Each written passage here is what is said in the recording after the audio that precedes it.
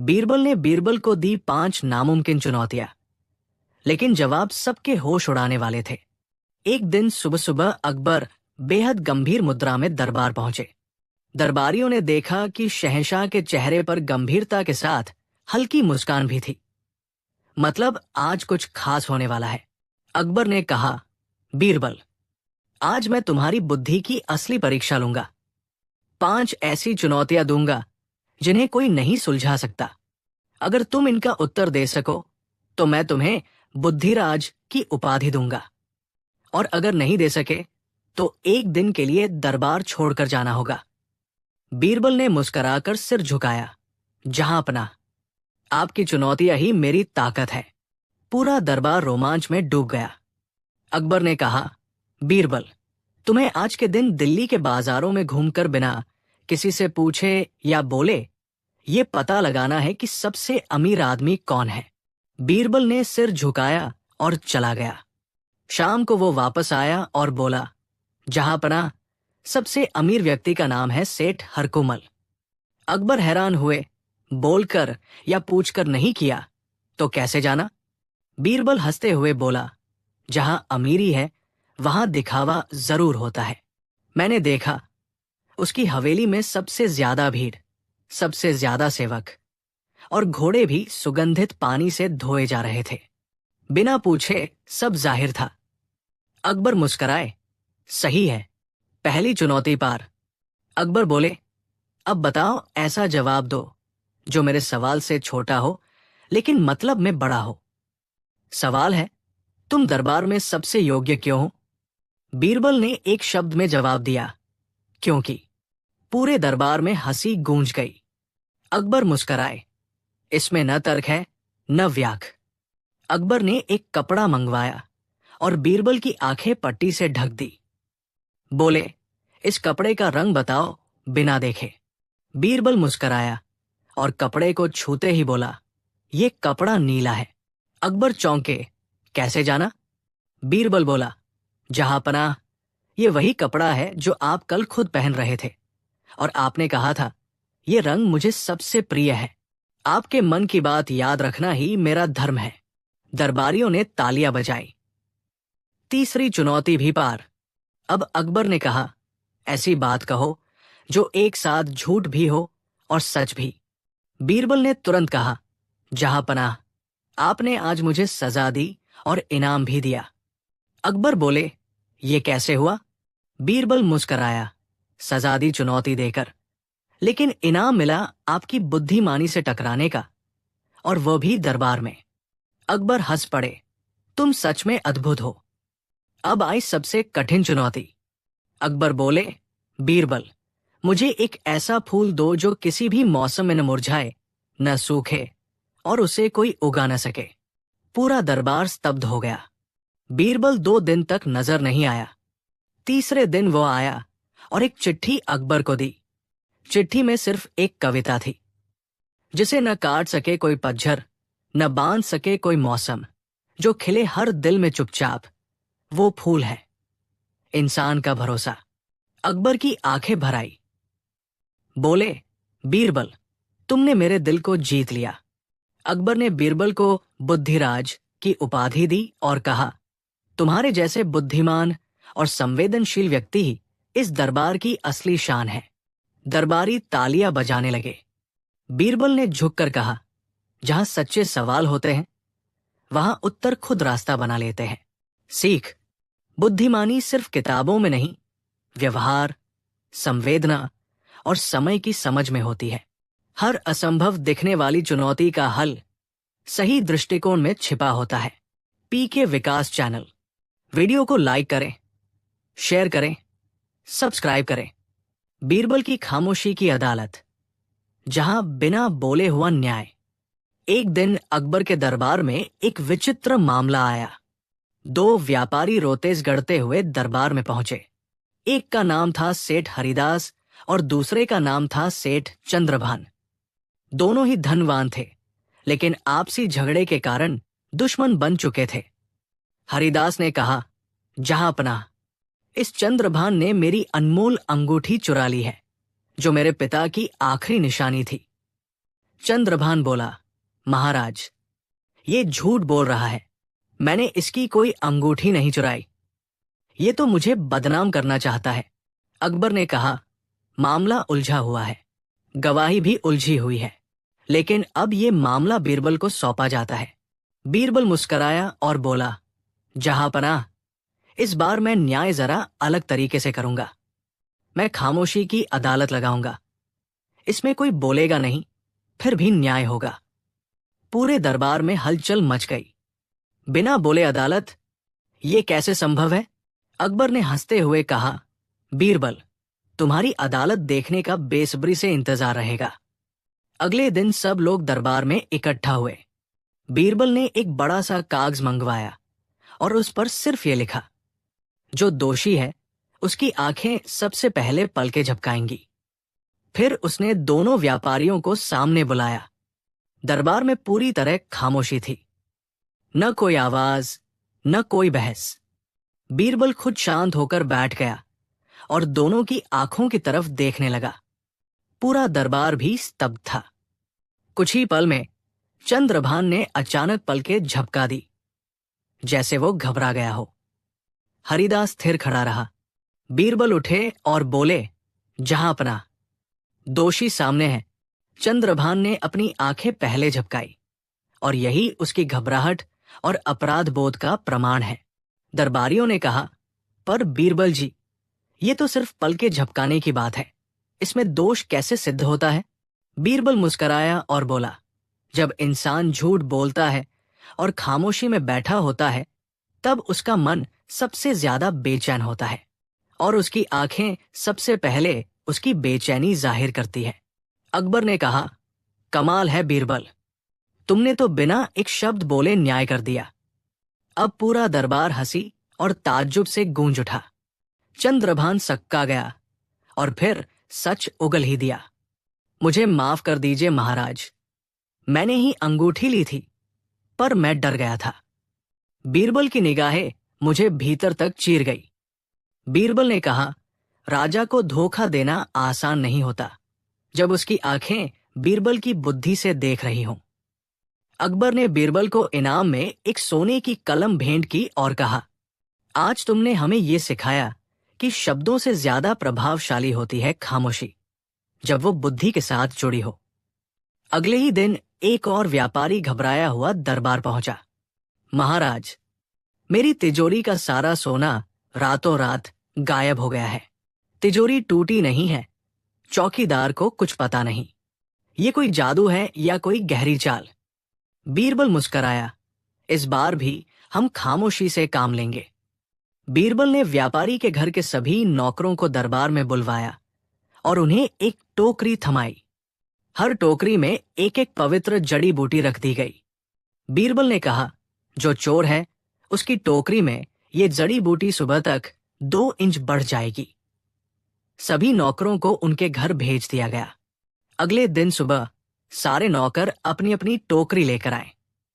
बीरबल ने हर टोकरी को देखा और एक नौकर की तरफ इशारा किया, इसे पकड़ लो, यही चोर है।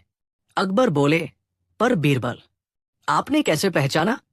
बीरबल मुस्कराए, मैंने सभी टोकरी में सूखी लकड़ी डाली थी जो कभी नहीं उगती, पर इस चोर ने डर के मारे रात को उसकी लकड़ी को छोटा काट दिया ताकि वो बढ़े नहीं और पकड़ा न जाए, लेकिन वो खुद ही फंस गया। पूरा दरबार तालियों से गूंज उठा।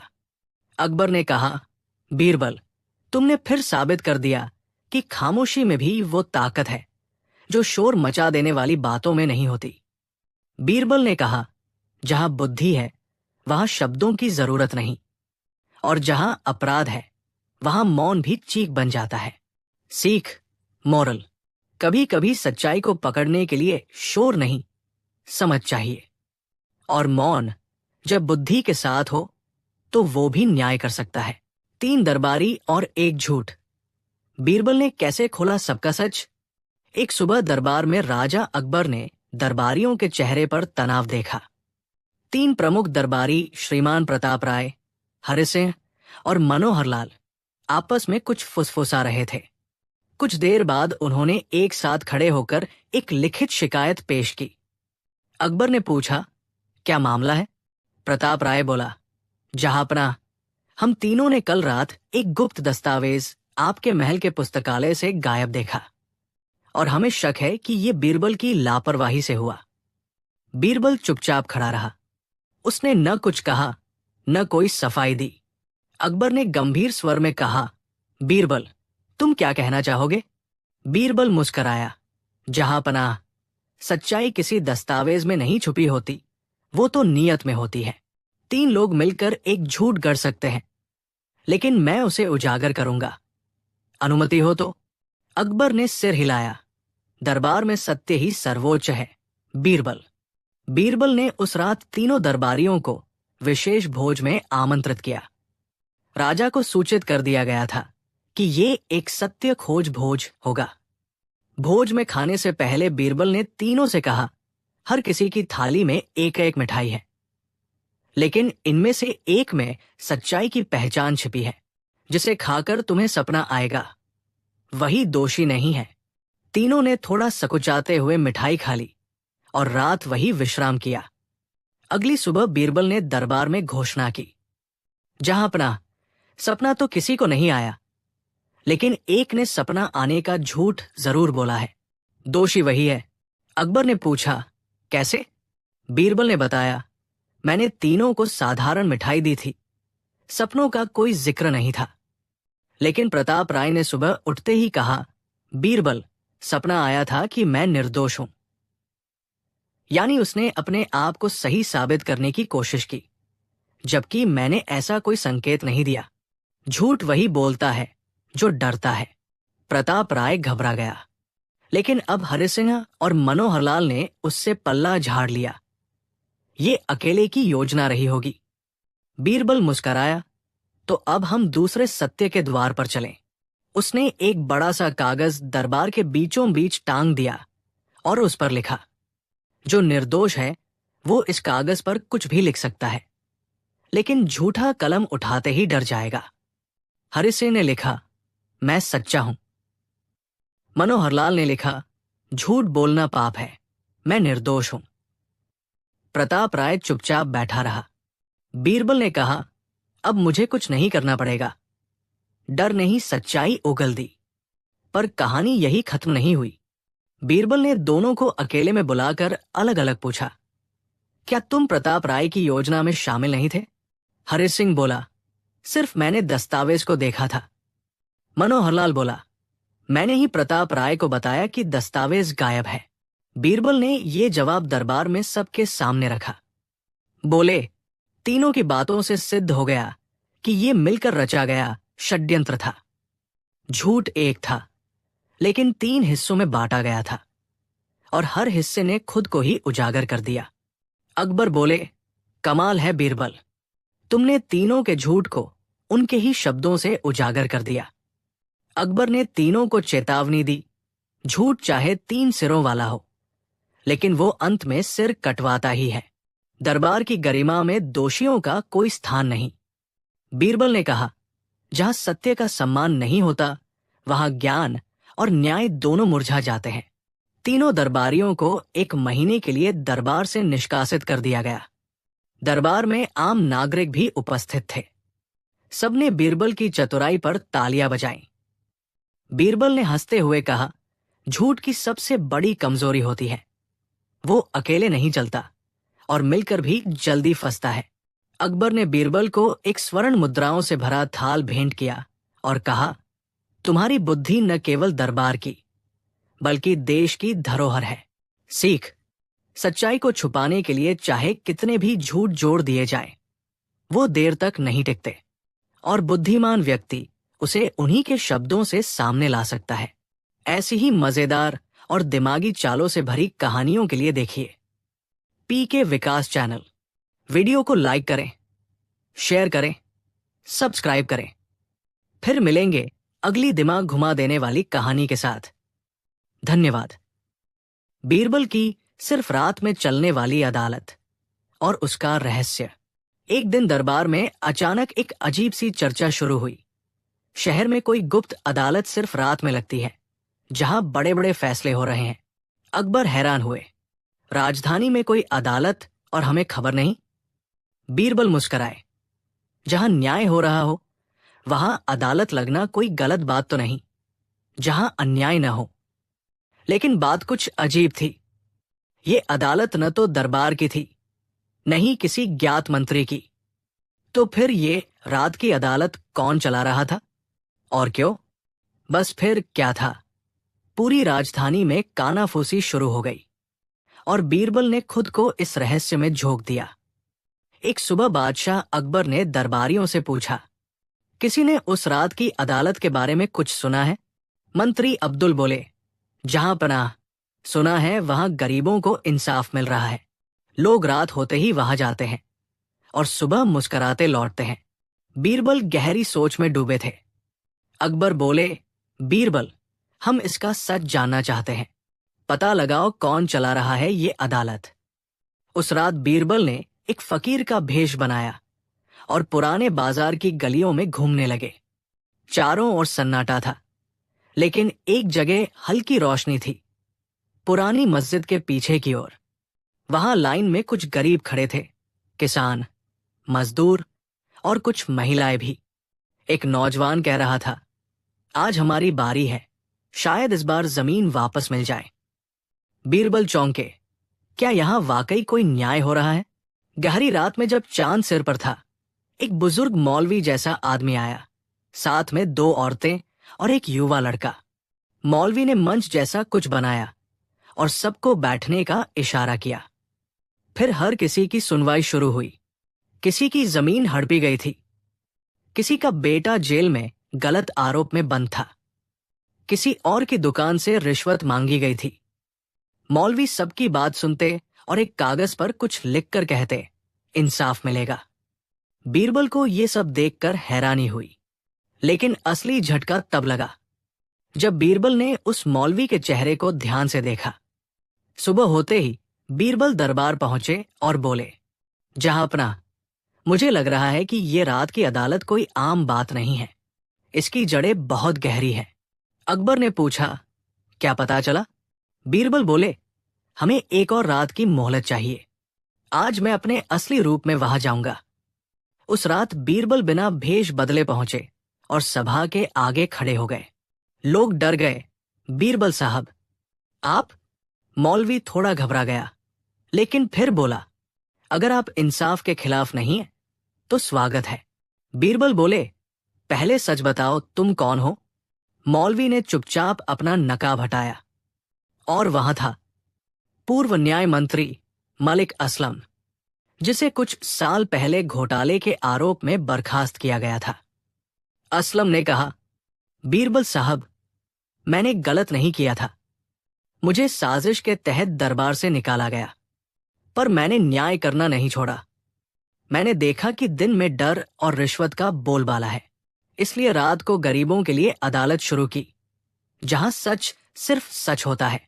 मैंने सब फैसले बिना पैसे, बिना डर के दिए। बीरबल शांत थे। उन्होंने पूछा, लेकिन तुमने कानूनी तौर पर अधिकार नहीं लिया, ये तो बगावत है। असलम ने कहा, अगर बगावत का मतलब गरीब को इंसाफ देना है, तो हां, मैंने बगावत की। बीरबल ने बादशाह अकबर को सब कुछ बताया। अकबर नाराज थे। एक बर्खास्त मंत्री ने अपनी अदालत चला ली, ये राज्य की अवमानना है। लेकिन बीरबल बोले, जहांपनाह, आपने ही कहा था, न्याय सबसे बड़ा धर्म है। मैं आपसे एक विनती करता हूं, एक रात आप खुद उस अदालत में आइए। किसी को बताइए मत कि आप कौन हैं। अकबर मान गए। उस रात बादशाह ने भेष बदला, सफेद दाढ़ी, फकीर का बाना, और बीरबल के साथ उसी अदालत में पहुंचे। उनके सामने एक मामला आया। एक महिला ने बताया कि उसके बेटे को बिना कारण जेल में डाल दिया गया है। मौलवी असलम ने दस्तावेज देखे, कुछ चश्मदीद बुलवाए और फिर फैसला सुनाया। ये गिरफ्तारी गलत थी, सुबह तक छोड़ा जाए। अकबर स्तब्ध थे। असलम ने उन्हें देखा और धीरे से कहा, भाई, सच और कानून में फर्क है। कानून कागज से चलता है, लेकिन इंसाफ दिल से। सुबह होते ही दरबार में बादशाह ने घोषणा की, हमने एक अद्भुत न्यायपालिका को देखा जिसे हमने कभी सजा दी थी। वो असल में जनता का रक्षक निकला। मलिक असलम को फिर से न्याय विभाग सौंपा जाता है, लेकिन इस बार जन अदालत के प्रमुख के रूप में।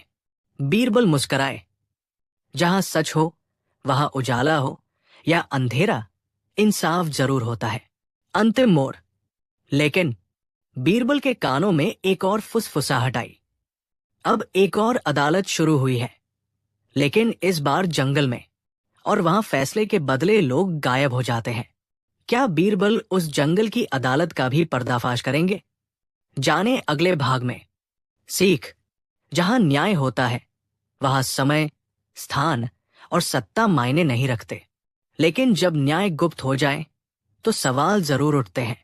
और बीरबल जैसे लोग ही होते हैं जो हर अंधेरे में सच की मशाल लेकर खड़े रहते हैं। एक हीरा और 4 मालिक बीरबल ने असली का कैसे पता लगाया? एक दिन अकबर के दरबार में 4 आदमी पहुंचे। उनके हाथ में एक बेहद कीमती और चमकदार हीरा था। हर कोई दावा कर रहा था कि ये हीरा उसका है। दरबार में हलचल मच गई। पहला बोला, जहां पनाह, ये हीरा मेरे पुरखों की निशानी है, ये मेरे घर से चोरी हुआ था। दूसरा चिल्लाया, ये झूठ बोल रहा है, ये हीरा मुझे मेरे गुरुजी ने भेंट किया था। तीसरा बोला, ये मेरा खरीदा हुआ है, मेरे पास इसकी रसीद भी थी, लेकिन खो गई। चौथा बोला, इस हीरे को तो मैं खुद पहाड़ से निकाल कर लाया हूं। अकबर सोच में पड़ गए। चारों के पास कोई ठोस सबूत नहीं था। उन्होंने तुरंत बीरबल को बुलवाया। बीरबल ने हीरे को ध्यान से देखा और बोला, जहां पनाह, इस हीरे की असली पहचान सिर्फ इसका मालिक नहीं, उसकी भावनाएं बताएंगी। अकबर ने हैरानी से पूछा, भावनाएं? बीरबल मुस्कराया, देखिएगा कैसे। बीरबल ने चारों से कहा, अब आप सबको इस हीरे से कुछ देर दूर रखा जाएगा और फिर हम उसे एक साधारण पत्थर से बदल देंगे। देखते हैं किसे फर्क महसूस होता है। हीरा चुपचाप बदल दिया गया। फिर चारों को हीरा वापस थमाया गया। पहले ने कहा, हां, ये वही है। दूसरे ने भी कहा, बिल्कुल वही। तीसरे ने कहा, कुछ हल्का लग रहा है, लेकिन शायद वही होगा। चौथा चौंक गया, रुको, ये हीरा नहीं है, इसका वजन, चमक और एहसास अलग है। बीरबल ने अकबर की ओर देखा। महाराज, यही पहला संकेत है असली मालिक का। बीरबल ने कहा, अब सब अपनी अपनी कहानी विस्तार से बताएं। मैं सिर्फ सुनूंगा, कोई सवाल नहीं करूंगा। पहला व्यक्ति अपनी कहानी बार बार दोहराने लगा। दूसरा बहुत ज्यादा अलंकारों में बात कर रहा था। तीसरे की कहानी में तारतम्यता नहीं थी, लेकिन चौथे ने एक सधी हुई, सरल और भावनात्मक बात कही। मैंने इसे निकाला था जब मैं उस पहाड़ी गुफा में था, 3 दिन भूखा था। तभी ये पत्थर मिला जो मेरी उम्मीद बना। मैंने इसे धोया, तराशा और संजोया। ये मेरे जीवन की पहली रोशनी थी। बीरबल ने कहा, सच्ची बातों को गढ़ने की जरूरत नहीं होती, वे खुद चमकती है, जैसे ये हीरा। बीरबल ने नगर के एक प्रसिद्ध रत्न विशारद को बुलवाया और उससे बिना बताए चारों से पूछा, इस हीरे को क्या नाम दोगे? पहले 3 बोले, कीमती, बेशकीमती, चमकदार। लेकिन चौथे ने कहा, मैं इसे आशा कहता हूं, क्योंकि जब मेरे पास कुछ नहीं था तब ये मेरे पास था। रत्न विशारद ने एक तरफ बीरबल के कान में कहा, यह बात कोई किताबों से नहीं सीखी जा सकती, ये असली भावुक लगाव है। बीरबल ने मुस्कुराकर सिर हिलाया। अब बीरबल ने कहा, जहां पनाह, इस हीरे का असली मालिक यही चौथा व्यक्ति है। अकबर ने पूछा, तुम इतने विश्वास से कैसे कह सकते हो? बीरबल बोला, हीरा केवल वस्तु नहीं होता, वो यादों का हिस्सा होता है। बाकी तीनों के पास शब्द थे, पर इसके पास अनुभूति थी। बाकी तीनों अपराधबोध से चुप हो गए। चौथे की आंखें भर आई। अकबर ने हीरा लौटाते हुए चौथे को कुछ स्वर्ण मुद्राएं भी दी और बाकी तीनों को चेतावनी दी कि आगे से दरबार में झूठ बोलने की सजा सख्त होगी। बीरबल ने कहा, हर चमकती चीज हीरा नहीं होती और हर हीरा हर किसी का नहीं होता। सीख, सच्चाई की पहचान सिर्फ शब्दों से नहीं, भावनाओं और अनुभवों से होती है। असली का पता लगाने के लिए सिर्फ देखना नहीं, समझना जरूरी होता है। पीके विकास चैनल पर वीडियो को लाइक करें, शेयर करें, सब्सक्राइब करें। बीरबल और 3 मूर्ख, जिन्होंने बीरबल को ही मूर्ख बना दिया। एक दिन सुबह अकबर दरबार में आते ही बोले, बीरबल, आज हम तुम्हें एक अलग जिम्मेदारी सौंपना चाहते हैं। बीरबल ने हाथ जोड़कर कहा, आज्ञा दे जहांपना। अकबर ने मुस्कुराकर कहा, तुम्हें 3 ऐसे मूर्खों को खोज कर लाना है जिन्हें देखकर पूरा दरबार हंसी से लोटपोट हो जाए। बीरबल हंसे, महाराज, ये काम आसान नहीं, क्योंकि मूर्ख कभी खुद को मूर्ख नहीं मानता, पर मैं एक सप्ताह का समय चाहता हूं। अकबर ने सहमति दे दी और दरबारियों में कानाफूसी शुरू हो गई। क्या बीरबल ये चुनौती भी पार कर पाएगा? बीरबल अपनी खोज पर निकल पड़े। पहले दिन ही नदी किनारे एक अजीब दृश्य देखा। एक आदमी नाव में बैठा था और नाव में ही हल चलाने की कोशिश कर रहा था। बीरबल ने पूछा, भाई, ये क्या कर रहे हो? वो बोला, मैं खेत नहीं खरीद सका तो सोचा नदी की जमीन ही जोत लूं, कोई तो तरीका होगा। बीरबल ने सोचा, ये मूर्खता की पराकाष्ठा है। उसने उस व्यक्ति का नाम लिख लिया। अगले दिन बीरबल एक गांव पहुंचे। वहां एक व्यक्ति दिन में मशाल जलाकर आकाश की ओर देख रहा था। बीरबल ने पूछा, क्या कर रहे हो? वो बोला, कल बादल थे तो सूरज नहीं दिखा, आज साफ आसमान है पर फिर भी सूरज नहीं मिल रहा, मशाल लेकर ढूंढ रहा हूं। बीरबल मुस्कुराए, इसका नाम भी सूची में जोड़ना पड़ेगा। तीसरे दिन बीरबल शहर के बाहर एक मजमे में गए। वहां 3 ठग एक आदमी को समझा रहे थे, तुम्हारे घर में छिपा हुआ खजाना है, पर तुम्हारे भाग्य से बाहर है। अगर तुम हमें वो घर सौंप दो तो हम उसे मंत्रों से तुम्हारे नाम करवा देंगे। बीरबल चुपचाप देखता रहा। थोड़ी देर बाद वही 3 ठग बीरबल के पास आए और बोले, महाराज, हम आपके मन के विचारों को पढ़ सकते हैं। बस 2 मोहरें दीजिए और हम आपका भविष्य बता देंगे। बीरबल ने उन्हें 2 मोहरें दी और कहा, बताओ मेरा भविष्य। ठग बोले, आप एक बहुत बड़े राजा बनेंगे। बीरबल ने हंसकर पूछा, कब? जैसे ही आप हमें 5 और मोहरें देंगे। बीरबल मुस्कुराए, वाह, मूर्ख तो तुम हो, पर मैं भी बन गया। उन्होंने खुद को तीसरा नाम लिख लिया। हफ्ते के अंत में बीरबल दरबार पहुंचे और बोले, जहांपना, मैं 3 मूर्ख खोज लाया हूं। अकबर बोले, बताओ। बीरबल ने पहला किस्सा सुनाया, नाव पर खेत जोतने वाले का। पूरा दरबार हंसी से गूंज गया। फिर उन्होंने सूरज को मशाल से खोजने वाले की बात बताई। सभी तालियां बजाने लगे। फिर बीरबल रुके और बोले, तीसरा मूर्ख, मैं खुद हूं। अकबर चौंके, तुम? बीरबल बोले, हां, क्योंकि मैं सोचता था कि मैं हर किसी की चाल पहचान सकता हूं, लेकिन उन 3 ठगों ने मुझे भी मूर्ख बना दिया, कुछ मोहरों के बदले भविष्य दिखाकर। बीरबल ने अकबर से कहा, लेकिन मेरी मूर्खता में एक योजना भी छिपी थी। मैंने उन्हें मोहरें इसीलिए दी ताकि वे मुझ पर भरोसा करें, और अब वे मेरे जाल में फंस चुके हैं। बीरबल ने अपने सिपाहियों को बुलाया और वे तीनों ठग दरबार में लाए गए। अकबर ने कहा, बीरबल, ये तो कमाल कर दिया। बीरबल ने कहा, मूर्ख वही है जो गलती करके कुछ न सीखे, पर मैं मूर्खता से भी शिक्षा लेता हूं। अकबर ने तीनों ठगों को सजा दी। उन्हें नगर में ढोल बजाकर घुमाया गया और चेतावनी दी गई कि फिर से किसी को धोखा देने की कोशिश न करें। बीरबल को दरबार में बुद्धिमान मूर्ख की उपाधि दी गई, जिसे सुनकर पूरे दरबार में हंसी गूंज उठी। सीख, हर किसी की जिंदगी में एक समय ऐसा आता है जब वो मूर्ख बनता है, लेकिन असली बुद्धिमान वही है जो उस मूर्खता को भी सीख में बदल दे। ऐसी ही चतुर, मजेदार और अनोखी कहानियों के लिए जुड़िए पीके विकास चैनल। वीडियो को लाइक करें, शेयर करें, सब्सक्राइब करें। बीरबल और नकली संत, जिसने राजा को भी फंसा लिया था। अगर कोई संत दिखे, बोले मीठा, दे धर्म की बातें, पर उसके पीछे मकसद हो सिर्फ सत्ता और धन, तो क्या राजा भी उसकी बातों में फंस सकता है?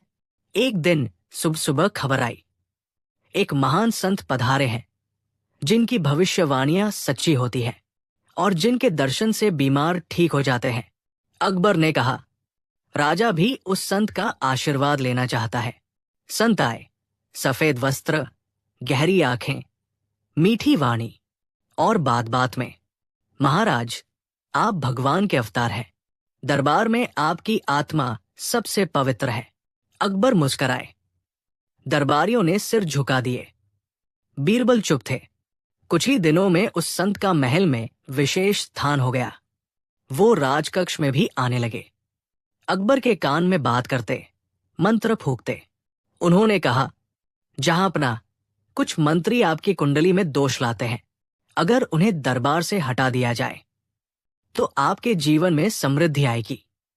और चमत्कार ये कि अगले ही दिन मंत्री की तबीयत बिगड़ गई।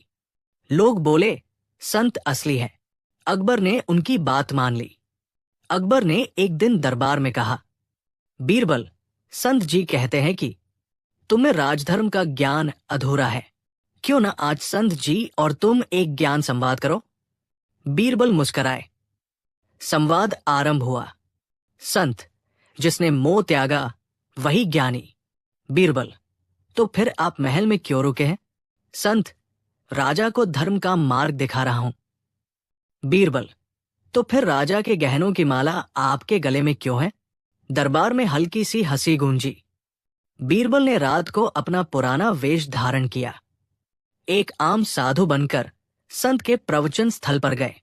वहां उन्होंने देखा, संत के शिष्य श्रद्धालुओं से दान में सोना और चांदी मांग रहे हैं। बीमार लोगों को चमत्कार के नाम पर झाड़फूंक कर रहे हैं और रात को संत स्वयं भोजन में मांस और शराब का सेवन कर रहे हैं। बीरबल समझ गए, ये संत धर्म नहीं, डर बेच रहा है। अगले दिन दरबार में बीरबल बोले, जहांपना, संत इतने दिव्य हैं तो उन्हें एक बार अपनी सत्याग्नि परीक्षा से गुजरना चाहिए। संत हंसे, परीक्षा? मैं आग में भी कूद जाऊंगा। बीरबल ने कहा, तो अग्निकुंड में रखा है सत्यपत्र, जो सिर्फ सच्चे संत के हाथ में ही बचेगा, झूठे के हाथ में जल जाएगा। भीड़ जमा हुई। संत घबराए। कुंड में गया हाथ और कागज जल गया। बीरबल ने शांति से कहा, जिसने मोह त्यागा होता वो सोने के हार से बंधा नहीं होता, और जो ईश्वर से जुड़ा होता वो डर के बहाने नहीं, प्रेम से लोगों के मन जीतता। अकबर ने संत से कहा, तुम्हारी असलियत अब खुल चुकी है। और बीरबल ने फिर से दरबार को बचा लिया है। संत को राज्य से बाहर कर दिया गया। मोरल, सीख, सच्चा धर्म वो नहीं जो डराकर लोगों से चढ़ावा ले, बल्कि वो है जो सत्य को दिखाकर उन्हें निर्भय करे। और सच्चा संत वो नहीं जो राजा के कान में फूंक मारे, बल्कि वो है जो बिना बोले भी ईमानदारी से प्रेरणा दे। एक बीरबल की अंतिम बुद्धि परीक्षा, जब उसने खुद से ही लड़ाई लड़ी। अगर तुम्हारा सबसे बड़ा शत्रु तुम्हारा ही प्रतिबिंब निकले तो क्या तुम उसे हरा सकते हो? क्या बीरबल की चतुराई उसके अपने ही मन के जाल में फंस सकती है? एक रात बीरबल ने एक अजीब सपना देखा। उस सपने में एक काली छाया उसके सामने खड़ी थी। चेहरा बीरबल जैसा ही, पर आंखों में अहंकार, शब्दों में कटाक्ष। मैं हूं वो बीरबल जो तुम्हारे भीतर छुपा है, लेकिन जिसे तुम हर बार चुप करा देते हो। आज से तुम्हारा सबसे बड़ा इम्तिहान मुझसे है। बीरबल चौंक कर उठ बैठे, माथे पर पसीना, दिल तेज धड़कता हुआ। सपना तो सपना था, पर अगले ही दिन दरबार में एक घोषणा ने सब बदल दिया।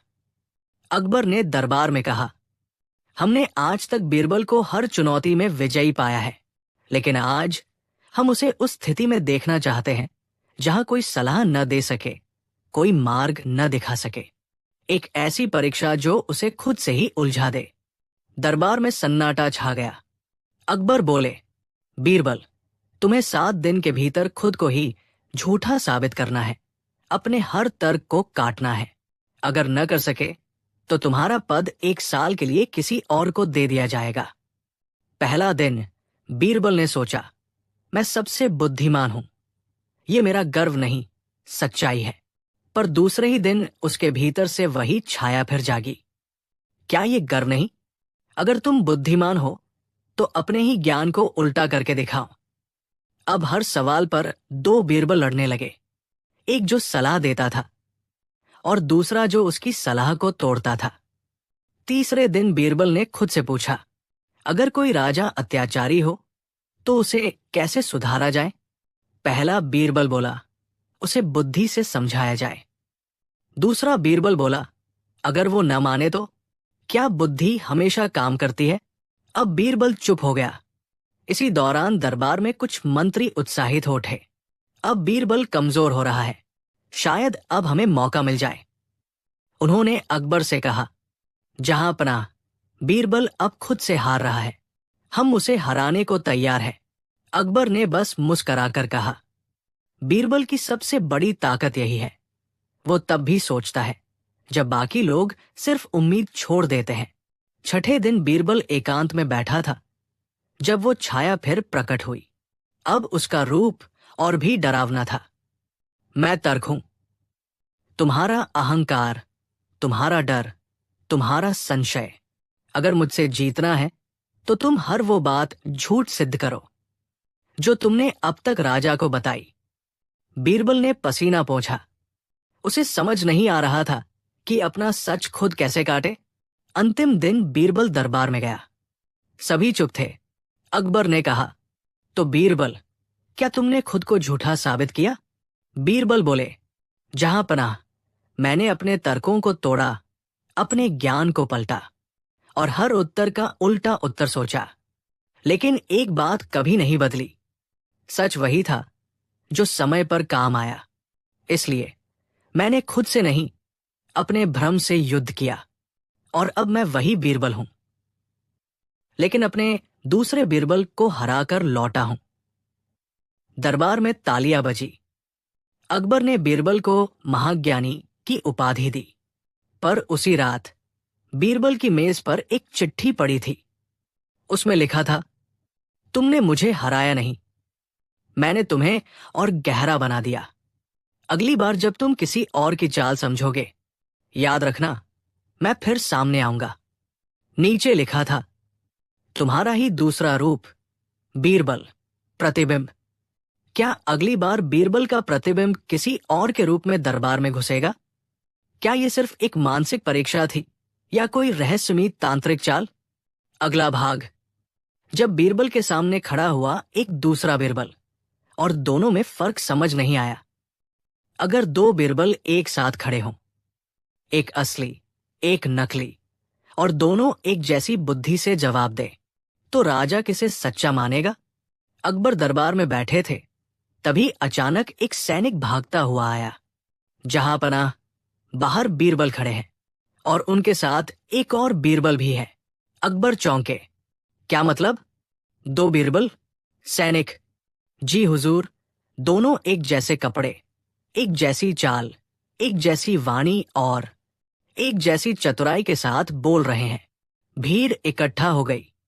अकबर ने आदेश दिया, दोनों को अंदर लाओ। दरबार के बीच खड़े थे 2 बीरबल। दोनों मुस्करा रहे थे। दोनों ने एक साथ कहा, जहां पनाह, मैं असली बीरबल हूं और दूसरा मेरे रूप में दरबार को धोखा देना चाहता है। अकबर ने तुरंत दोनों से सवाल करने शुरू किए, लेकिन चौंकाने वाली बात यह थी कि हर सवाल का जवाब दोनों ने समान बुद्धि और शैली से दिया। कभी कभी जवाब में हल्का सा फर्क होता, लेकिन वो भी ऐसा जैसा खुद बीरबल ने पहले अलग अलग मौकों पर दिया था। बीरबल के सबसे करीबी साथी भी पहचान नहीं पा रहे थे। अकबर ने चालाकी से पूछा, अगर एक ही थाली में जहर हो और दोनों बीरबल साथ खा रहे हों तो क्या असली बीरबल झूठ बोलकर दूसरे को बचाएगा? पहला बीरबल बोला, मैं मर जाऊंगा पर झूठ नहीं बोलूंगा। दूसरा बीरबल बोला, मैं झूठ बोलूंगा अगर उससे किसी की जान बच जाए। अकबर ठहर गए। तो क्या पहला झूठा है क्योंकि वो ज्यादा ईमानदार है, या दूसरा सच्चा क्योंकि वो ज्यादा दयालु? दरबार फिर असमंजस में पड़ गया। इसी बीच बीरबल के पुराने साथी राजमहल के बुजुर्ग रक्षक ने बताया, कुछ दिन पहले महल में एक घुमंतू तांत्रिक आया था। उसने दर्पण विधा नाम की कोई विद्या का जिक्र किया था, जिससे किसी भी व्यक्ति की छवि उसकी आत्मा के साथ पैदा की जा सकती है। बीरबल चौंके, तो क्या मेरे भीतर का जो प्रतिबिंब मैंने हराया था, अब वही बाहर आकर शरीर में बदल गया है? बीरबल बोले, जहांपनाह, मैं खुद साबित करूंगा कि मैं असली हूं। उन्होंने दोनों बीरबलों को एकांत में एक तांत्रिक मंदिर में ले जाकर कहा, इस अग्निकुंड में जो सच्चा होगा वो सत्य का अग्नि साक्षात्कार कर पाएगा और झूठा उसमें जल जाएगा। पहला बीरबल पीछे हट गया। दूसरा बीरबल मुस्कुराया और आगे बढ़ा। लेकिन तभी बीरबल ने कहा, रुको, अगर तुम सच्चे हो तो क्या अपनी ही परीक्षा देना चाहोगे? दूसरा बीरबल बोला, मैं सच्चा नहीं, तुम्हारा ही प्रतिबिंब हूं, पर अब मैं स्वतंत्र अस्तित्व चाहता हूं। प्रतिबिंब ने चुटकी बजाई और धुएं में गायब हो गया। अब सभी सकते में थे। बीरबल ने गंभीर होकर कहा, वो मैं ही था, लेकिन बिना आत्मा का, केवल बुद्धि का हिस्सा। अब वो दरबार में नहीं, किसी और के रूप में लौटेगा, और जब लौटेगा तो बीरबल की चतुराई से नहीं, अकबर की बुद्धि से लड़ेगा। अकबर धीरे से बोले, क्या इसका मतलब है अगली बार वो मुझ में छुप कर आएगा? क्या अगली कड़ी में बीरबल को अकबर के भीतर पनप रहे उसी प्रतिबिंब का सामना करना होगा? क्या दूसरा बीरबल अब बादशाह की सोच को मोड़ देगा? क्या बीरबल खुद बादशाह को पहचान पाएगा जब उसका ही चेहरा दुश्मन बन जाएगा? जब अकबर के फैसले बदलने लगे और बीरबल ने कहा, ये मेरे जहांपनाह नहीं हो सकते, दो अगर बादशाह ही बदल जाए और उसकी आंखें वैसी ही हो पर इरादे अजनबी लगे, तो क्या एक वफादार वजीर अपने ही राजा पर शक कर सकता है? दरबार के दरवाजे पर सुबह की पहली किरण पड़ी, पर आज की सुबह बीरबल के लिए अलग थी। अकबर सिंहासन पर थे, मुस्करा रहे थे, पर उनकी मुस्कान में वो गहराई नहीं थी जो बीरबल पहचानता था। अकबर ने पहला फरमान सुनाया, आज से राज्य के खजाने का आधा हिस्सा आम जनता की जगह दूर के सेनापतियों में बांटा जाएगा। बीरबल चौंका।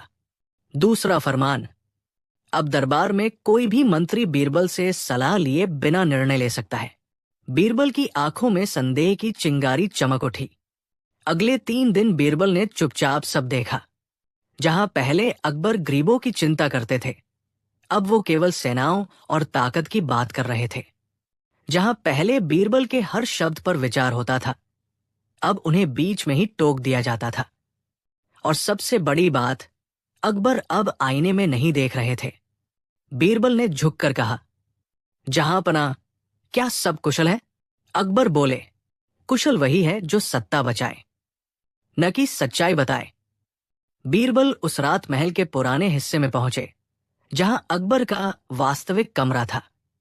दरवाजा बंद था, भीतर से कोई आवाज नहीं आ रही थी, और तभी एक धीमी खरोंचने की आवाज, जैसे कोई दीवार से कुछ कह रहा हो।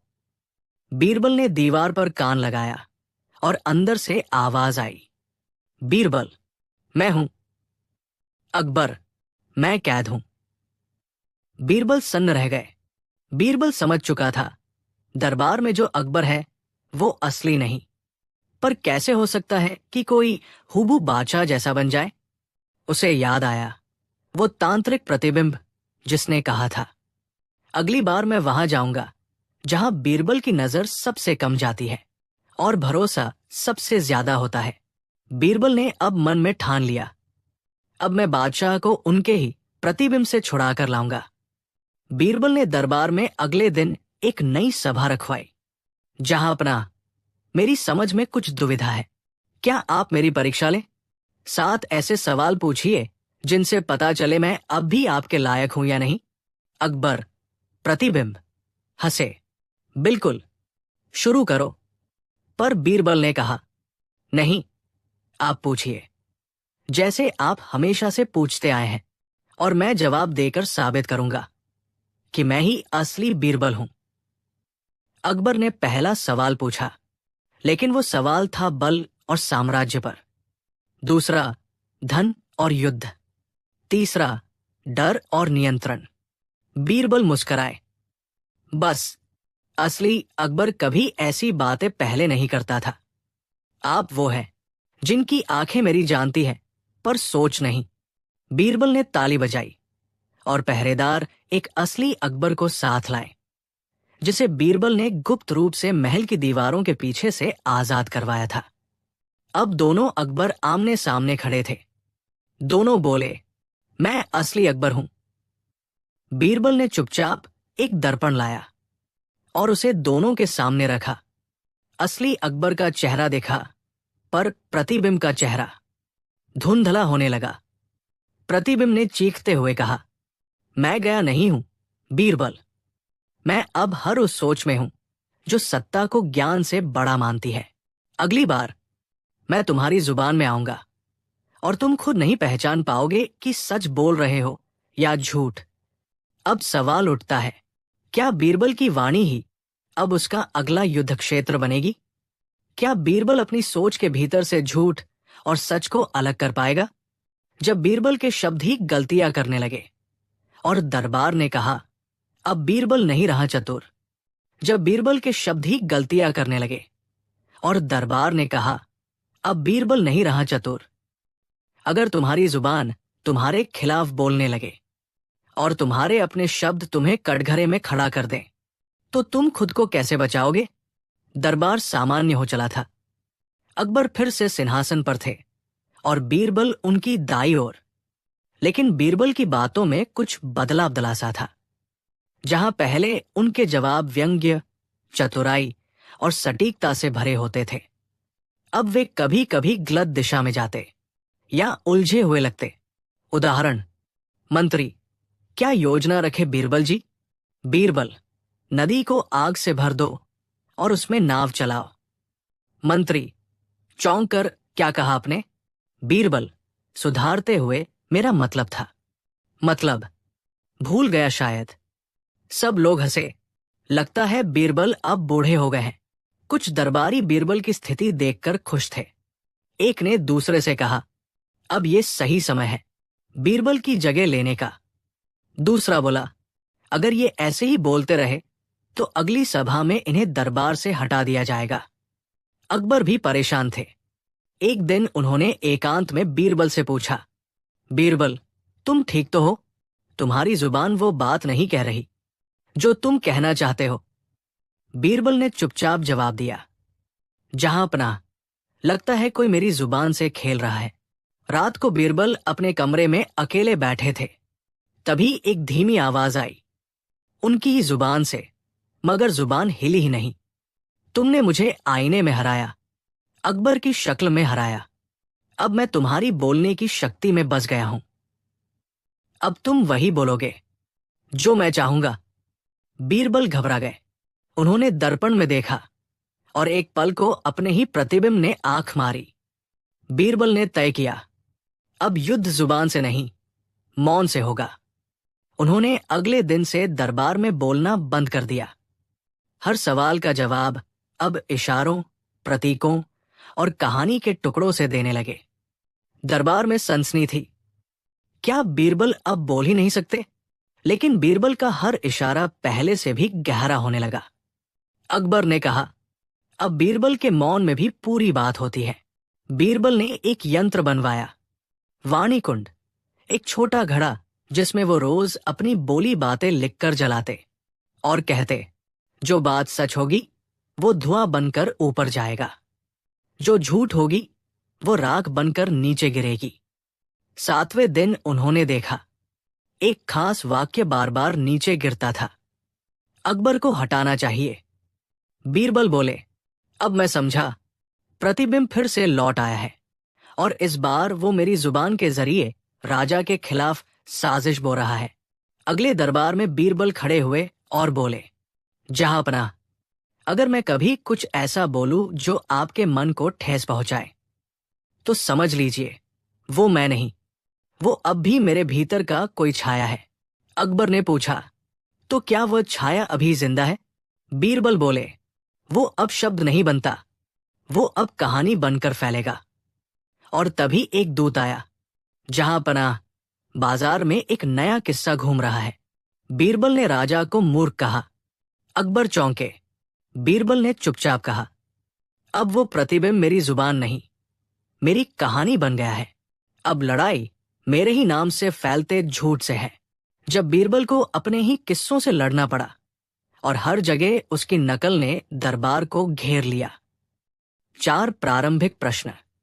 अगर तुम्हारे आज के फैसले सैकड़ों साल बाद किसी के जीवन की दिशा बदलें, तो क्या तुम अभी वही फैसला करोगे? रात के तीसरे पहर बीरबल अपने कक्ष में थे। तभी महल की एक पुरानी दीवार से हल्की सी चांदी जैसी चमक निकली। दीवार धीरे धीरे धुंधली होने लगी और उसमें एक द्वार उभर आया। द्वार के पार से आवाज आई, बीरबल, तुम्हारे फैसलों का समय अब काल दरबार में आका जाएगा। वहां तुम्हारे निर्णयों को भविष्य के राजा और विचारकों ने चुनौती दी है। बीरबल चौंके, पर उनकी आंखों में डर नहीं, जिज्ञासा थी। बीरबल जब उस द्वार से गुजरे तो सामने था काल दरबार, आकाश में तैरता हुआ एक अद्भुत न्यायालय। यहां राजा अकबर नहीं, बल्कि एक विचार सम्राट बैठा था, जिसे कहा जाता था सम्येश्वर। उसके दोनों ओर बैठे थे एक विज्ञान दूत, एक भावना दूत। सम्येश्वर ने कहा, बीरबल, तुम्हारे 3 निर्णय आज से 400 वर्ष बाद भी चर्चा में हैं, लेकिन कुछ कहते हैं वे फैसले आज की सोच से गलत थे। अभियोग। बीरबल ने एक बार एक मंत्री को सबके सामने मूर्ख साबित कर दिया, जिससे उसकी पीढ़ियां अपमान की कहानी बन गई। समर्थन में, पर बीरबल ने जनता को न्याय दिलाया और भ्रष्टाचार रोका। फैसला। सम्येश्वर बोले, बीरबल, क्या न्याय के नाम पर किसी की सामाजिक प्रतिष्ठा तोड़ना उचित था? बीरबल, अगर एक पेड़ की जड़ ही सड़ी हो तो फल को बचाने के लिए सबको दिखाना जरूरी है कि क्या कटा और क्यों। एक बार बीरबल ने अत्याचार को देखकर भी सिर्फ चतुराई से हल निकाला, खुलकर विरोध नहीं किया। फैसला। बीरबल बोले, हर समय तलवार नहीं, कभी कभी चुप्पी एक जहर को शहद बनाकर पिलाने की युक्ति होती है। भावनादूत बोला, पर आज के युग में लोग इसे कायरता कह सकते हैं। बीरबल, तो शायद आज का युग धैर्य की परिभाषा खो चुका है। अब कोर्ट में आया चंद्रवीर, बीरबल का स्वयं घोषित उत्तराधिकारी। वो बोला, आपने मुझे मार्ग नहीं दिया, सिर्फ परीक्षा दी। क्या उत्तराधिकारी को पहचान देने की जिम्मेदारी गुरु की नहीं होती? बीरबल शांत रहे, फिर बोले, सिर्फ राजपाट देना विरासत नहीं होती, अपने विचार में खुद की परछाई देखना विरासत होती है। और अगर तुम अब तक मुझसे अलग सोचते हो तो शायद तुमने अभी वो दर्पण देखा ही नहीं। सम्येश्वर बोले, बीरबल, तुम्हारे फैसलों में विरोध है, हास्य है, चुप्पी है, युक्ति है, लेकिन एक बात कभी नहीं बदली, सत्य को सलीके से कहना। फैसला सुनाया गया। बीरबल को काल विवेकी की उपाधि दी जाती है, जो भविष्य की सोच को अतीत से जोड़ते हैं। जैसे ही बीरबल वापसी के द्वार से निकलने लगे, एक आखिरी सवाल हवा में गूंजा, अगर भविष्य में कभी तुम्हारे जैसे कोई और भी हो तो क्या वह तुम्हारे जैसा चतुर होगा या सिर्फ तुम्हारा नाम इस्तेमाल करने वाला? जब बीरबल लौटे वर्तमान में और पाया कि उनके नाम से एक नकली बीरबल संस्था पूरी सत्ता चला रही है, अगर तुम्हारा नाम इतना बड़ा हो जाए कि लोग उसकी नकली शाखाएं बना लें और फिर उसी नाम से दूसरों को मूर्ख बनाएं, तो क्या तुम्हें अपनी छाया से भी युद्ध करना होगा? जब बीरबल काल दरबार से लौटा तो सब कुछ वैसा नहीं था जैसा छोड़ कर गया था। महल में उसकी जगह अब एक संस्था बन गई थी, बीरबल संस्थान, चतुराई की पाठशाला, जहां लोग पैसे लेकर सलाह देते थे, चालें बेचते थे और हर जगह पोस्टर लगे थे। बीरबल बनने की ट्रेनिंग सिर्फ 21 दिन में बीरबल के नाम से किताबें बिक रही थी, जिनमें नकली किस्से, उलझे हुए वाक्य और व्यंग्य की जगह व्यर्थता थी। बीरबल दरबार पहुंचा। वहां बैठे थे 7 नकली बीरबल। हर कोई दावा कर रहा था, हम ही असली बीरबल की सोच को आगे बढ़ा रहे हैं। और राजा अकबर वृद्ध हो चुके थे, थके हुए, भ्रमित। उन्होंने धीरे से पूछा, कौन सा बीरबल अब सच बोलता है? किस पर भरोसा किया जाए? बीरबल ने सभी नकली बीरबलों को एक मंच पर बुलाया और कहा, अगर तुम सब मेरे जैसे हो बीरबल और तो तुम्हें मेरी आखिरी परीक्षा देनी होगी। जब भविष्य ने दरबार में अपनी पहचान कुर्बान कर दरबार में हड़कंप मच गया। हर बीरबल से पूछा गया, एक रहस्यमयी बंदी अपना नाम किले से लाया गया, सच के लिए काम कर सकते हो? मैं बीरबल नकली बीरबल अधिकारी नहीं, नाम ही तो ब्रांड है। बीरबल का नाम नहीं तो काम कौन पूछेगा? सब दरबारी ठहाके लगाकर बीरबल ने वाले थे कि आंखों में देखा। उसने अपनी कमर से चंद्रवीर धातु की चक्ति निकाली। बीरबल बोले, जो पल भर नाम की परवाह में घूमती हुई दीवार पर वही नाम को सही अर्थ देगा बना गई। चंद्रवीर ने मुस्कुराकर कहा, ऐसे युग में जी रहे पिता, अब मैं बीरबल सवाल पूछना सजा है, विचार हूँ, लेकिन मैं आया जो बदलता नहीं। तुम्हें अगली परीक्षा की तैयारी कराने। अकबर रहस्यमय युवक घोषणा की, मेरा नाम है बीरबल। अब न एक मैं 7 पीढ़ी बाद न संस्था बीरबल की वंश परंपरा में वो सोच है जो कठिन बात को लेकिन मुझे समय से पहले भेजा गया, सच्ची बात को मुस्कुराकर आने वाला है।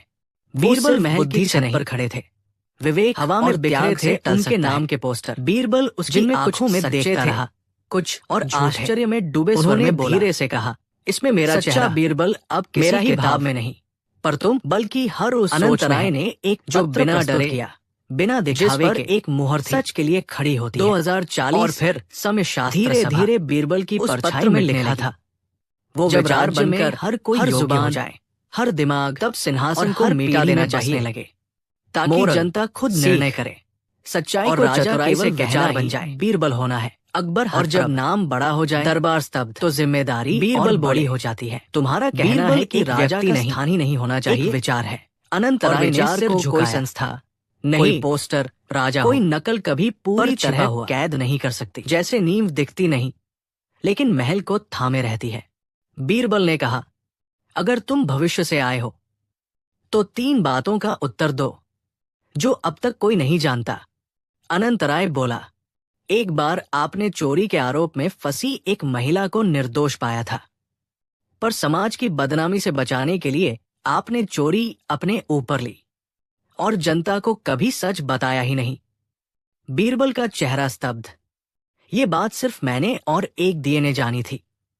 अनंतराय बोला, आपको डर है कि लोग आपसे प्यार न करें, सिर्फ आदेश माने। अकबर चौंके, ये बात मैंने कभी किसी से नहीं कही थी। अनंतराय बोला, मैं नहीं। बीरबल बदल सकता है अगर वो समय से पहले सत्य को स्वीकार कर ले। तभी हुआ सबसे बड़ा खुलासा, भविष्य में बीरबल की मृत्यु नहीं होती। अनंतराय ने एक और रहस्य खोला। इतिहास में दर्ज है, बीरबल की मृत्यु एक युद्ध में हुई, पर सच्चाई ये है वो युद्ध बीरबल ने रोका था और स्वयं गुप्त रूप से विलीन हो गया था, ताकि भविष्य में जब जरूरत हो वो लौट सके। सारा दरबार जैसे चौंक उठा। बीरबल मौन। अनंतराय बोला, एक युद्ध फिर आने वाला है, पर वो तलवारों का नहीं बल्कि सत्य और भ्रम के बीच होगा। और इस बार बीरबल को नहीं, आप सभी को निर्णय लेना होगा, बिना किसी सिंहासन के। वो एक छोटा सा नीली रोशनी वाला कांच का पत्थर छोड़ गया। बीरबल ने पूछा, ये क्या है? अनंतराय मुस्कराया, जब कोई भी सत्य के लिए खड़ा होगा ये पत्थर खुद जल उठेगा और बीरबल की बुद्धि उसी में उतर आएगी। अभी एक शख्स और आने वाला है जो दावा करेगा कि वो अकबर का सम्य प्रतिरूप है, पर वो जो कहेगा सब सच होगा, लेकिन फिर भी वो झूठा निकलेगा। अब सवाल ये है, कौन होगा वो जो अकबर की तरह दिखता है पर समय का छल है? क्या बीरबल फिर समय से भी तेज सोचेगा? क्या अब दरबार में इतिहास, भविष्य और वर्तमान टकराएंगे? जारी है। दरबार में जैसे ही अनंतराय की चेतावनी के कुछ घंटे बीते, महल के उत्तर द्वार से एक व्यक्ति अंदर आया। उसी चाल, उसी चेहरे, उसी मुस्कान के साथ अकबर का हूबहू रूप। सब दरबारी चौंक उठे और असली अकबर स्तब्ध। वो व्यक्ति आगे आया और बोला, मैं ही हूं अकबर, पर वो नहीं जो अभी है। मैं हूं काल अकबर, एक ऐसा संस्करण जो भविष्य में जन्मा और हर निर्णय का अंतिम उत्तर जानता है। एक दरबारी ने सोचा ही था, क्या ये जादू है?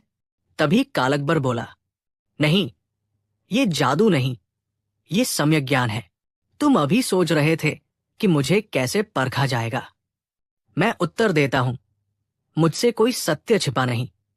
वो बीरबल की ओर मुड़ा, और तुम अपने जीवन का सबसे कठिन निर्णय लेने वाले हो, लेकिन डर रहे हो कि अगर तुम गलत निकले तो बीरबल का नाम इतिहास से मिट जाएगा।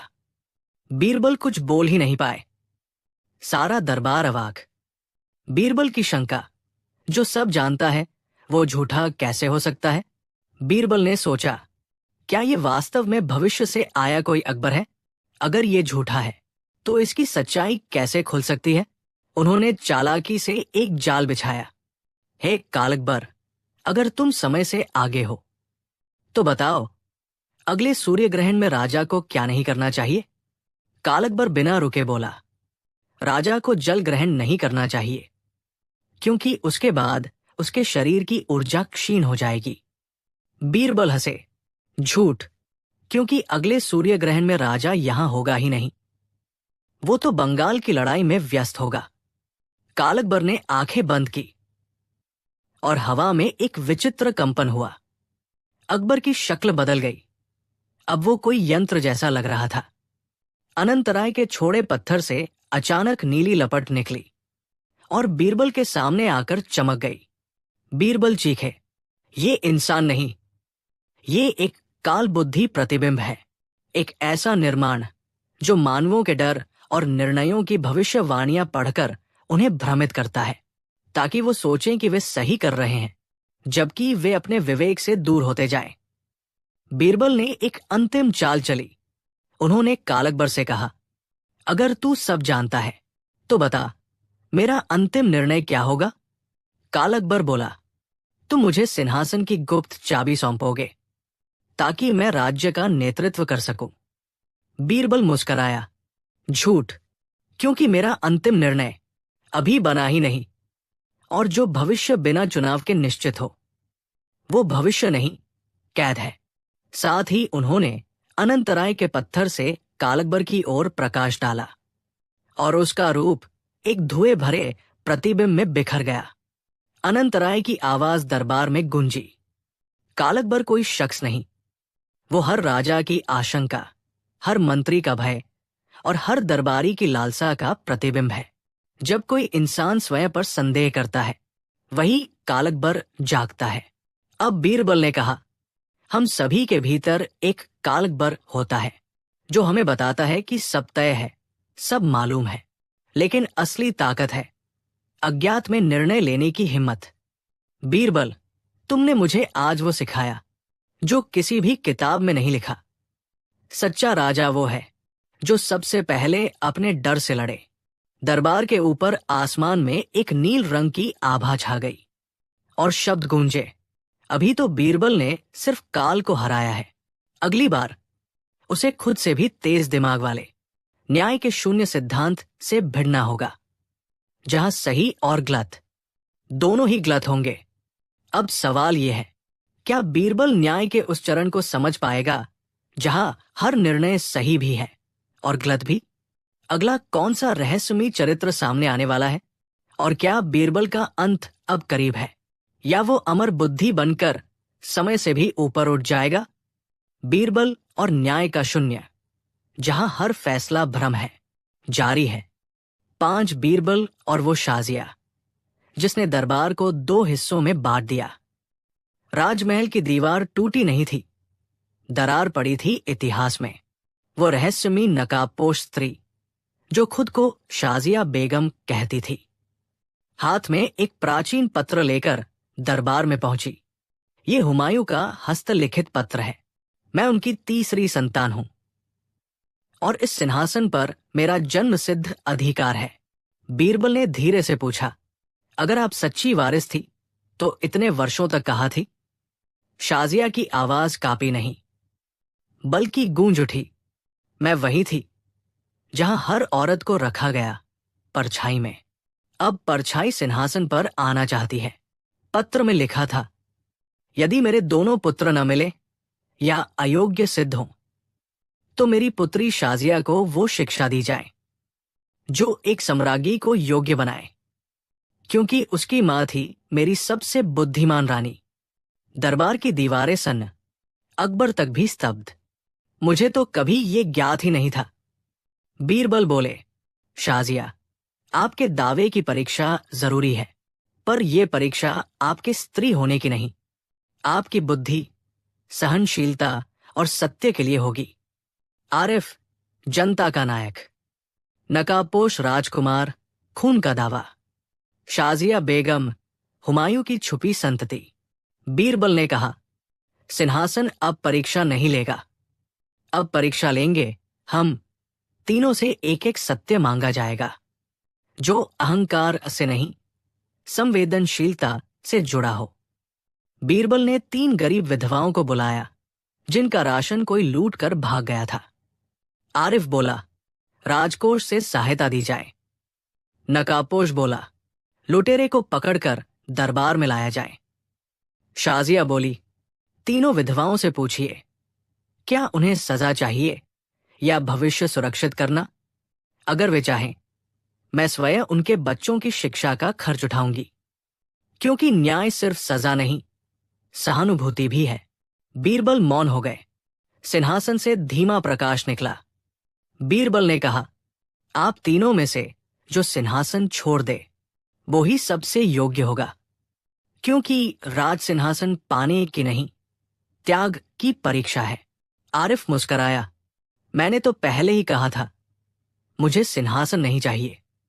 नकाबपोश बोला, त्याग नहीं, अधिकार चाहिए, क्योंकि मेरे साथ अन्याय हुआ है।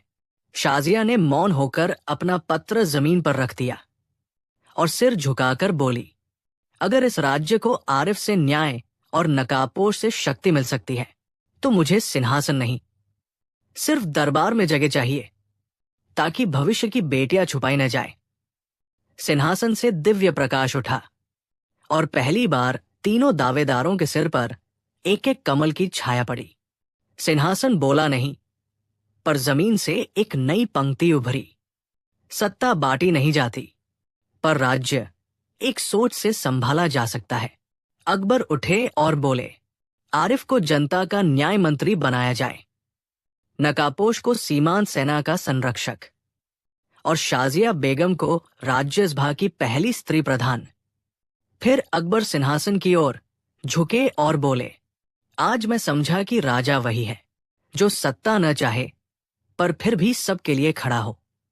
उस बक्से में था एक और पत्र, एक और नाम और एक मोहर जो दिखाती है कि कोई और भी जीवित है, जो शायद सिंहासन के लिए आया ही नहीं बल्कि बनाया गया था।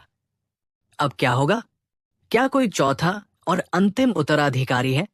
क्या बीरबल खुद अब उस रहस्य का केंद्र बनने वाला है? और क्या सिंहासन की अगली परीक्षा खुद अकबर से जुड़ी होगी? बीरबल और वो उत्तराधिकारी जो कभी पैदा ही नहीं हुआ था। जारी है। बीरबल को जो रहस्यमयी बक्सा मिला था, उसमें सिर्फ एक पुराना पत्र नहीं, बल्कि एक अदृश्य मोहर भी थी, जो सिर्फ सूर्य की पहली किरण में दिखाई देती थी।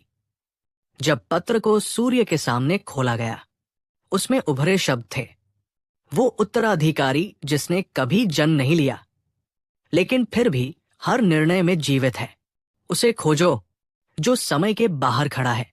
अकबर चौंके। बीरबल, ये क्या पहेली है? बीरबल ने धीरे से उत्तर दिया, ये उत्तराधिकारी इंसान नहीं, शायद कोई विचार है, कोई जीवित स्मृति जो हर पीढ़ी में खुद को दोहराती है। बीरबल ने सभी दावेदारों, सलाहकारों, सेनापतियों और यहां तक कि किसानों तक को बुलाया। हर किसी से एक ही प्रश्न पूछा गया, तुम्हारे जीवन में वो कौन है जो कोई नहीं, लेकिन फिर भी हर निर्णय में तुम्हारे साथ होता है? जवाब अजीब आए। मेरी मां की सीख, मेरे पूर्वजों की छाया, मेरे भीतर की वो आवाज जो हर बार सही दिशा दिखाती है। बीरबल मुस्कराए। शायद वही है, अजन्मा उत्तराधिकारी। राजमहल की गुप्त लाइब्रेरी में बीरबल को एक 300 साल पुरानी किताब मिली। जब राज्य में कई वारिस हो और भ्रम छा जाए, तब एक विचार जन्म लेता है जिसे किसी स्त्री ने नहीं जना, पर जो हर सही निर्णय का जन्मदाता होता है। उस पृष्ठ पर नाम नहीं था, बस एक प्रतीक, त्रिशूल और कलम का मिलन। बीरबल समझ गए, ये कोई व्यक्ति नहीं, ये मैं, आप, हम सब हैं। जब हम सत्ता नहीं चाहते लेकिन सत्य के लिए खड़े होते हैं, तो हम वही अजन्मे उत्तराधिकारी बन जाते हैं। अकबर से इजाजत लेकर बीरबल ने राजधानी में जन निर्णय महापंचायत बुलाई। एक ही प्रश्न रखा गया, अगर कोई तुम्हारा राजा बनना चाहे तो उसमें क्या होना चाहिए? खून, वंश, योग्यता या कुछ और? हजारों आवाजें एक साथ उठीं। जो हमारी बात सुने, जो हमारे जैसे हो लेकिन बड़ा सोच रखे, जो सत्ता नहीं सेवा चाहे, जो सच में राजा जैसा ना लगे लेकिन सबसे सच्चा हो। बीरबल ने ऊंची आवाज में पूछा, क्या कोई ऐसा है? तभी एक छोटी बच्ची आगे आई। उसने कहा, राजा वही जो अपने खिलौनों को भी साझा करे। और मेरी मां कहती है, बीरबल वैसा ही है। पूरा दरबार ठहाकों से गूंज उठा। और फिर मौन। सिंहासन से अचानक धुआं उठा और उस पर नया नवगठित प्रतीक उभरा, त्रिशूल, कलम और एक छोटी बच्ची की हथेली। सिंहासन बोला, आज मेरा उत्तराधिकारी चुना गया, ना खून से, ना युद्ध से, बल्कि मासूमियत से। आज हमने जाना, असली उत्तराधिकारी वो होता है जो पैदा नहीं होता, बल्कि समय आने पर हम सबके भीतर जन्म लेता है। और यही है इस दरबार की सबसे बड़ी जीत। लेकिन अंत नहीं। एक और दरबारी दौड़ता हुआ आया। जहांपनाह, दक्षिणी किले में एक कैदी मिला है जिसने कहा है कि वो बीरबल का भविष्य है और उसे समय से पहले भेजा गया है, क्योंकि आगे आने वाला खतरा किसी इंसान से नहीं, एक विचार से है। कौन है बीरबल का भविष्य? क्या ये एक टाइम ट्रैवलर है, या कोई जो बीरबल से भी एक कदम आगे सोचता है? और अब दरबार को किस अनदेखे खतरे से लड़ना है? बीरबल और समय से आया संदेश, जब भविष्य ने दरबार में दस्तक दी, जारी है।